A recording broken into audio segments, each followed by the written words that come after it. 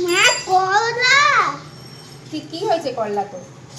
আমি করলা খাবো না। করলাটা দিয়ে খেয়ে দেখবি, এমন একটা জিনিস রান্না করব যেটা খেলে একদম আবার বলবে করলা খাবো করলা খাবো। ও তাহলে আমি এখনই করলা খাবো। চলো দেখবে করে দিব। নমস্কার বন্ধুরা, আমি মুনমুনের রান্নাঘরে তোমাদের সবাইকে জানাই স্বাগত। চলো আজ তাহলে বানিয়ে নেওয়া যাক আচারি করলা। আমরা আচারি ঢ্যাঁড়স অনেকেই খেয়েছি, তবে করলা দিয়ে এই যে সবজিটা তোমরা যদি একবার বাড়িতে করে খাও তাহলে বিশ্বাস করো সবাই কিন্তু বারবার এই করলা রেসিপিটাই চাইবে। আর তাহলে দেরি না করে শুরু করা যাক। প্রথমে করলার ভেতরে যে বিচিগুলো সেগুলো কিন্তু সবগুলো বের করে একেবারে পরিষ্কার করে নিতে হবে, যাতে ভেতরে কোনো রকম বিচি না থাকে। মশলার জন্য নিয়েছি এখানে সর্ষে বাটা, কাজু বাদাম বাটা আর পোস্ত, তিনটেই ভালো একটা মিক্সার জারে গ্রাইন্ড করে নেবে। তোমরা কিন্তু মানে গুঁড়ো করে নেবে, এটা কিন্তু কোনো রকমভাবে বাটবে না। এর মধ্যে দিয়েছি সামান্য পরিমাণে লবণ, দিয়েছি হলুদ আর সামান্য পরিমাণে দিয়েছি একটু আচার। তোমরা যে কোনো আচারই এখানে ইউজ করতে পারো। আমি এখানে মিক্সড যে সবজি আচারটা রয়েছে সেটা কিন্তু আমি এর মধ্যে অ্যাড করেছি, দিয়ে সামান্য জল দিয়ে ভালোভাবে মশলাটা মাখিয়ে রেখেছি। অন্য পাত্রে গরম জল করে তাতে সামান্য পরিমাণে লবণ দিয়ে যে উচ্ছেগুলো রয়েছে সেগুলো ভালোভাবে কিন্তু একটু সেদ্ধ করে নেব। খুব বেশি একেবারে সেদ্ধ করব না, কিছু কিছু একটু হালকা হালকা সেদ্ধ হলেই কিন্তু নামিয়ে নেব।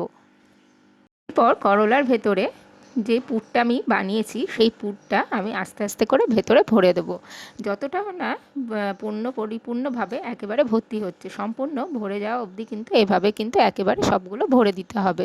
প্রত্যেকটা করলার মধ্যেই কিন্তু আমি এইভাবে কিছু কিছু করে মশলা কিন্তু একেবারে ভরে দিয়েছি। দেখো কতটা ভালো লাগছে না দেখতে। আর বিশ্বাস করো এইভাবে যদি উচ্ছে খাও, কে বলবে না যে আমি উচ্ছে খাবো না বা আমার উচ্ছে খেতে তেতো লাগে। প্রত্যেকেই কিন্তু তেতোর প্রতি ভক্ত হয়ে যাবে, আর তোমাদের প্রতি তো ভক্ত হবেই হবে। এইবার কড়াইতে তেল গরম করে প্রত্যেকটা উচ্ছেগুলো করলাগুলো আমি কিন্তু একেবারে ভেজে নেব। আমাদের এখানে এটাকে কিন্তু করলাই বলে, তোমাদের ওখানে কে কী বলে তা কিন্তু জানিও। আর আমার ভিডিওগুলো কে কোথা থেকে দেখছো তা কিন্তু একবার অবশ্যই আমাকে বলবে। করলাগুলো ভাজা হয়ে গেছে, এবার একটা একটা করে করলা কিন্তু আমি তুলে নেব। প্রত্যেকটা করলাগুলো বেশ নরম নরম তো আমার ছিলই, বেশ ভালোভাবে ভেজে নিয়ে তুলে নিয়ে রেখে দেব। এইবার একটা আমি গ্রেভি বানাবো, তার জন্য নিয়েছি পোস্ত আর নিয়েছি একটু কাজু বাদাম। এই দিয়ে আমি একেবারে একটা স্মুথ পেস্ট বানিয়ে নিয়েছি। কড়াইতে দিয়েছি সামান্য পরিমাণে পাঁচফোড়ন আর দিয়েছি হিংটা একটু বেশি দিয়েছি, আর দিয়েছি অল্প চিনি। এই দিয়ে আমি যে পেস্টটা বানিয়েছি সেটা দিয়ে দিলাম, আর দিয়েছি হলুদ আর একটু লবণ দিয়ে। দেখো মশলাটা বেশ ভালো মতো যখন ঘন ঘন হয়ে যাবে তখন আমি দিয়ে দিব উচ্ছেগুলো। প্রত্যেকটা করলা কিন্তু এইভাবে একটা একটা করে দিয়ে দিবে। আর কতটা দেখতে ভালো হয়েছে না, পরোটার সাথে জাস্ট কিন্তু জমে যাবে এই তোমার আচারি করলা। আর তোমরা যে কোনো জায়গাতে যদি ঘুরতেও যাও বা কোনো জায়গায় ট্রাভেলেও যাও, এইভাবে আচারি করলা তোমরা কিন্তু পরোটার সাথে নিয়ে যেতেই পারো। বিশ্বাস করো খেতে কিন্তু হয়েছিল একেবারে অসাধারণ। তাছাড়া আমার রেসিপিগুলো তোমাদের কেমন লাগে তা কিন্তু অবশ্যই আমাকে জানাতে ভুলবে না। আর যদি ভালো লাগে একটা লাইক, শেয়ার আর সাবস্ক্রাইব করে দিও, কারণ তোমাদের সাবস্ক্রাইবে আর তোমাদের শেয়ারেই কিন্তু আমার রান্নাগুলো অনেকের কাছে পৌঁছে যাবে।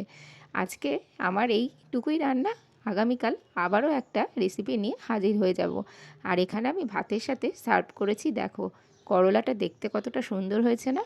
বিশ্বাস করো বন্ধুরা, খেতে কিন্তু অসাধারণ হয়েছিল। আর করলার ভেতরে যে আচারের যে টেস্ট, সেই টেস্টটা কিন্তু সেই মশলাটার সাথে যখন দেওয়া হয়েছিল খুব ভালো লাগছিল খেতে।